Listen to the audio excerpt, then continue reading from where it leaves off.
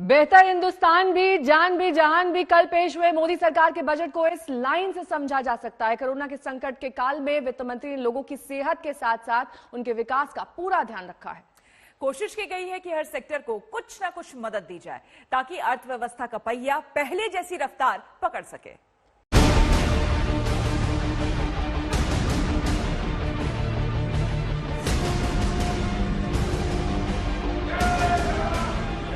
I have provided 35,000 crores of rupees for COVID-19 vaccine.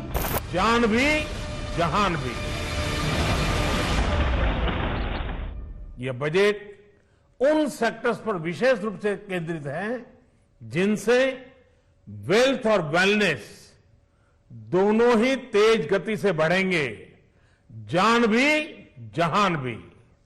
इसमें MSMEs और infrastructure पर विशेष रूप से जोर दिया गया है। नई चुनौतियां, नई उम्मीदों के बीच मोदी सरकार के नए बजट का मजमून यही है, जान भी जहान भी।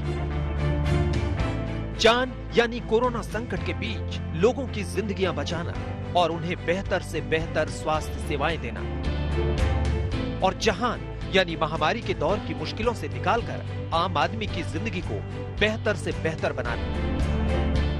इसी सोच और सपने के साथ जब वित्त मंत्री निर्मला सीतारमण ने आज अपना तीसरा बजट पेश किया तो जान भी और जहान भी के इन नए मंत्र की झलक बजट में साफ दिखाई दी, क्योंकि इसमें सबसे ज्यादा ख्याल लोगों की सेहत का ही रखा गया है। Honorable Speaker, I have provided 35,000 crores of rupees for COVID-19 vaccine in this year 21-22. I am committed to provide further funds if required.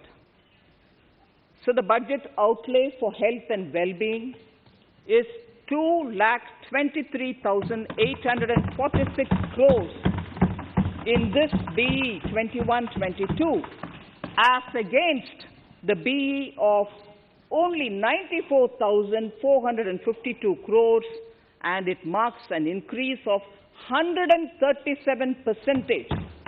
The details of the same are at Annexure 1 of the speech. With the vision of Atmanirbhar.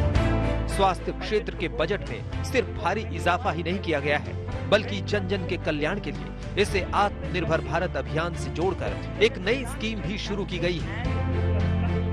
इन योजना को PM आत्मनिर्भर स्वस्थ भारत योजना का नाम दिया गया है, जिसके तहत सरकार अगले 6 साल में करीब 64,000 करोड़ रुपए खर्च करेगी।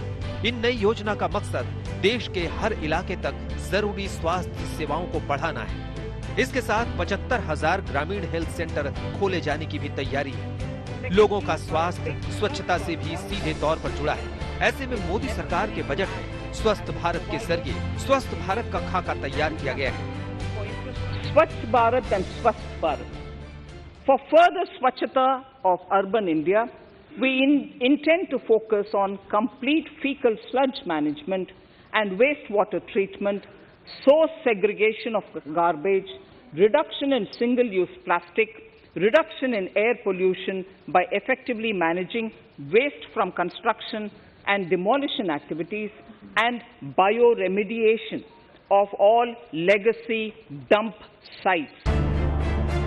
सरकार ये समझती है इन कोशिशों और योजनाओं को अमली जामा पहनाने के लिए अर्थव्यवस्था को फिर से पटरी पर लाना जरूरी है, ताकि लोगों को रोजगार मिल सके। बजट में इंफ्रास्ट्रक्चर पर खर्च में अभूतपूर्व वृद्धि के साथ साथ कई व्यवस्थागत सुधार किए गए हैं, जिसका बहुत बड़ा फायदा देश में ग्रोथ और जॉब क्रिएशन, रोजगार के लिए बहुत लाभ होगा। उधर विनिवेश के जरिए पैसे जुटाने के ऐलान को विपक्षी नेता रोजगार के लिए नया संकट बता रहे हैं।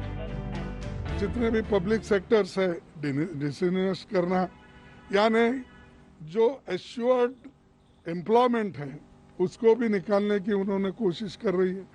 तो ऐसा है इस बजट में खासकर गरीबों के लिए कुछ भी नहीं है। हालांकि उम्मीद यही है कि अर्थव्यवस्था पर कोरोना महामारी की मार से उबारने में ये बजट असरदार हो, ताकि लोगों की जिंदगी में नया बदलाव आ सके। आज तक